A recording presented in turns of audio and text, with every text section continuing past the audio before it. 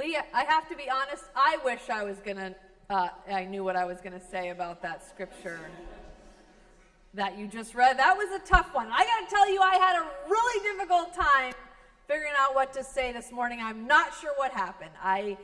Most of the time, I read these things and I've got a pretty good idea right off the bat of what I'm being called to work on, and sometimes, every now and then, inspiration is like the bus that never comes. I'm just waiting there. I think part of it was that I had such a great time this summer, journeying with you through the Apocrypha, and we're telling stories about dragons and heroic widows and the female personification of wisdom, and I just kind of forgot what life in the normal Bible is like. Because this week, I went back to the lectionary and I got, that assigned schedule of reading that lots of churches share to find something to preach about. And I honestly felt like I was one of those moving walkways in the airport, and it got to the end and I just forgot to take the step. I mean, I was like, I couldn't remember. How do we do this? Now, the Old Testament passage assigned for this week, the primary one, was from Genesis, and it was about Abraham complaining to God about Hagar and Ishmael, and God promising Abraham that he would have his own heir, not the son of a slave, even though, if you remember, Abraham was the one who forced his slave to produce that heir, and that just felt too cringy for me. And the psalm was about how the nation that chooses to follow God will be happy, and I didn't have kind of the fortitude to make a comment about that. And the gospel was Jesus talking about how the end times are near and we should be vigilant. And that just felt like a lot like for summer, and also given that most of us already feel nearly electrified with anxiety every minute of the day, thinking about the news. And the epistle was from Hebrews, something about how Abraham's faith produced as many descendants as stars in the sky and established a homeland for his people, which also seemed kind of fraught right now. And so the only thing that was left was this alternative Old Testament reading from Isaiah. And I honestly don't know why Monday me thought this was better than all those other things. At the time, it just seemed more accessible. I don't know, but man, listening to Lee read it, that's a tough one. But let me deflect some attention from that by giving you some historical context. This passage is at the very beginning of Isaiah, one of the sections of the book thought to preserve the words of the prophet by that name living in the kingdom of Judah somewhere around the 8th century BCE. And I know that you all remember from your biblical history lessons, but in case any of you were absent when they went over the 8th century, that at some point after the reign of Solomon, some stuff went down among the descendants of David, right? And they broke into two kingdoms, Israel in the north and Judah in the south. Now, by the time Isaiah is writing, about 200 years later, these two kingdoms still exist, but not for long. Isaiah's time was a time in which both kingdoms were living under the threat of the expanding Assyrian Empire, right? This is a story as old as time. They're there, an empire arises, there's a threat, right? So eventually, in 722 BCE, the northern kingdom falls completely. Its people are scattered, and Assyria takes over all of its territories.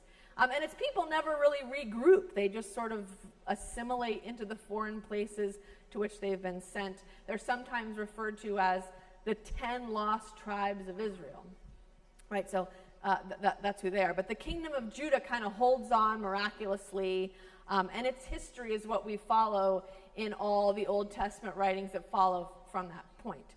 So that's the background of what we read today. There's sort of a looming threat of existential crisis and a threat of war in the background of this text, if you can imagine that in your imagination for a minute, what that might feel like. And into this situation, Isaiah speaks these words, God's words, of warning to the people. And I have to say, these are pretty edgy.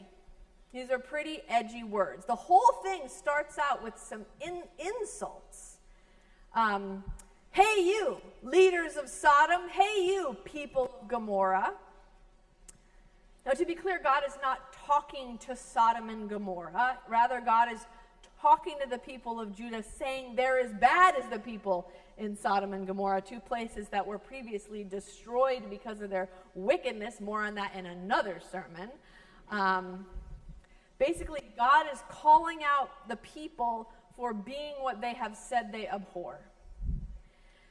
And as if that isn't bad enough, goes on to say, you know, all this worship stuff that you're doing for me, you know, this sacrifice and prayer stuff and getting together and singing how great thou art.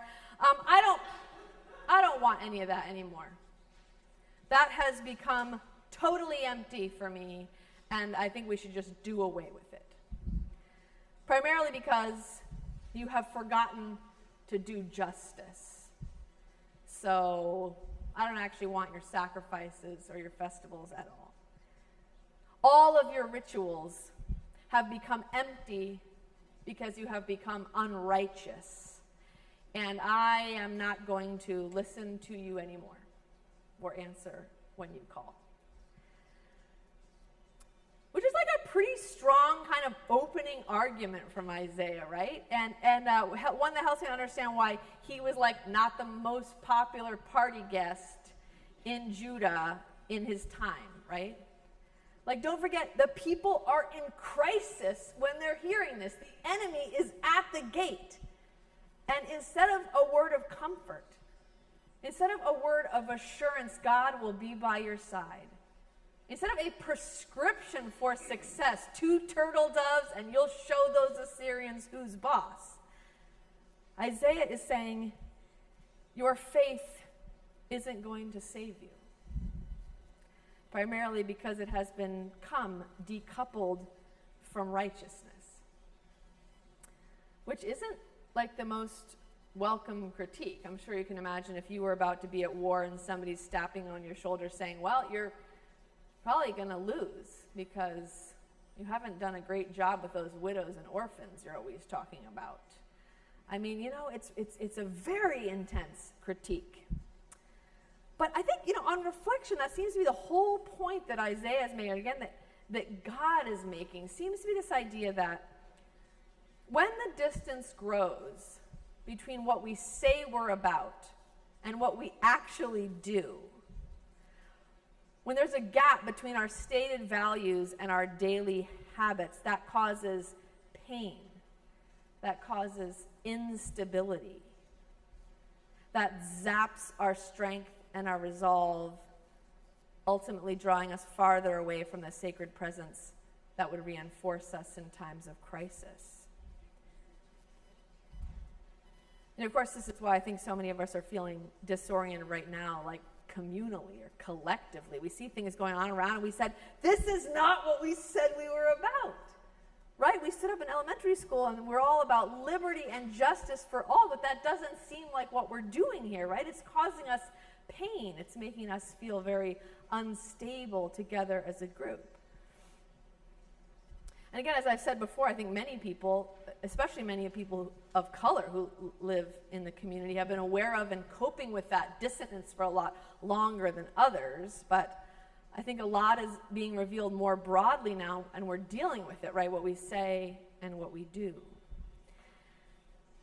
So I think that works on a collective level, this idea Isaiah has, but I think it also works on a personal level, right? When we aren't able to do the things we say we most value, or when we feel ourselves getting drawn away from our priorities, whether by our own choice or by circumstances beyond our control, right? When that gap widens between what we intend to be about and what we're actually about, like that's really disquieting.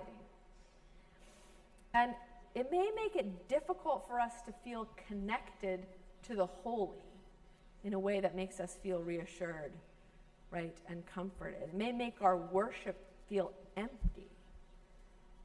You may have to work really hard to get back to the fundamentals, so to speak, of what we're really committed to, right? Because it might mean changing our habits or our schedules or our relationships, our environment, right? It's a lot.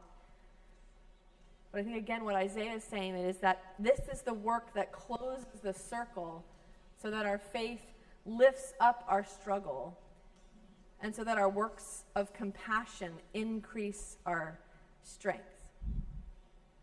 But I don't think it's easy. I think we think it's easy. Sometimes we're looking for a word of comfort or a word of assurance, but it's not that easy. I was thinking about the fact that this is why anti-racism work can be so difficult to do in any kind of ongoing way. Because its function is to return us again and again and again and again on deeper levels to a vision of how what we say we believe and do might not be what we actually believe and do. And it's tiring to sort of need to feel and see and be aware of that chasm. But it's also so important. I think this is another point that Isaiah makes, right? When this gap is there, it hurts not only the people we oppress, it also hurts us. Destabilizes all of us.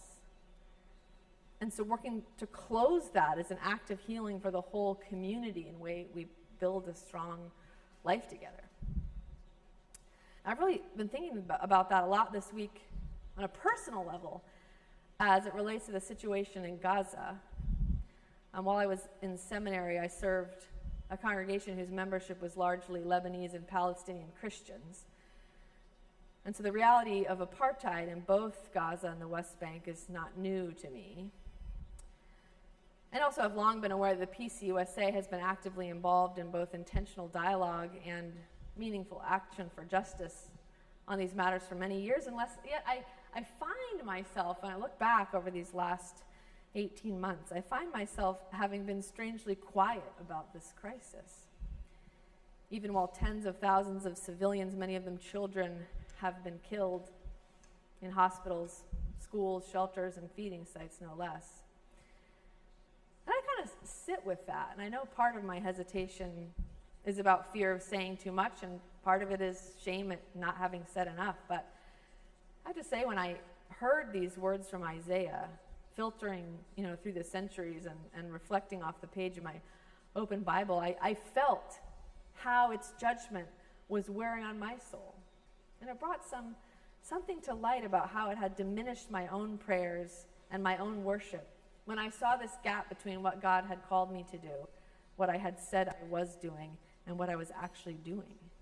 So that's sort of where I landed with this, right? Who I am and what I believe and what I'm called to do and say. That's just one example, right? There are many more in my own life, in our collective life together, a place where at least bringing awareness to that can be difficult but fruitful. And so what do we do about that? Maybe you want a very practical response. Well, I don't know if you heard this.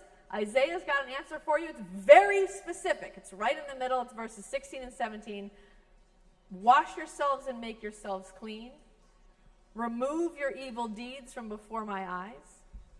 Cease to do evil. Learn to do good. Seek justice. Rescue the oppressed. Defend the orphan. And plead for the widow. And man, if that isn't pretty clear, right? I mean, if Isaiah is anything, he's pretty direct. You could just pick any one of those, I think, and start there, right? Maybe make a journal entry with some potential bullet points under each one.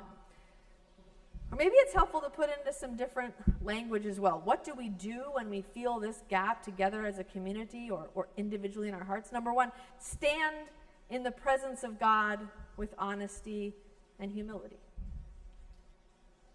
Just stand there in the presence of God with honesty and humility. Stop doing what is harmful. Learn new ways of doing what is healing for yourself and for your neighbor. Seek out what is just, and maybe I would add seek out who is just. And speak out and stand with those who are vulnerable. All of us can think of small ways to fulfill that. And I think that those are ways not just of assuaging our own conscience, but of drawing ourselves further into the presence of the sacred and further into a circle of solidarity with our neighbors. I think we try to follow Isaiah's direction, and we are invited to a place where we're drawing close to God, but also to the strength and courage that a relationship with God offers for our struggles, whatever they are. In a strange and backward way, these words from Isaiah are a word of comfort, and they are a word of assurance for the people of Judah. They just don't sound that way at the outset. They bring clarity where maybe there was confusion. They have helped Judah. They would have helped Judah to remember what the work is and to tend to that work with hope and refreshment and joy. I think that can be the case for us too. At least I hope it's the case, because I'm going to try out some of these things in the week ahead, hoping that it will focus me, hoping that it will refresh me and clarify where I'm going, and also us together, trusting that all along the God who created, redeemed, and sustained us will be there too. So offer those invitations to you. Amen. We're going to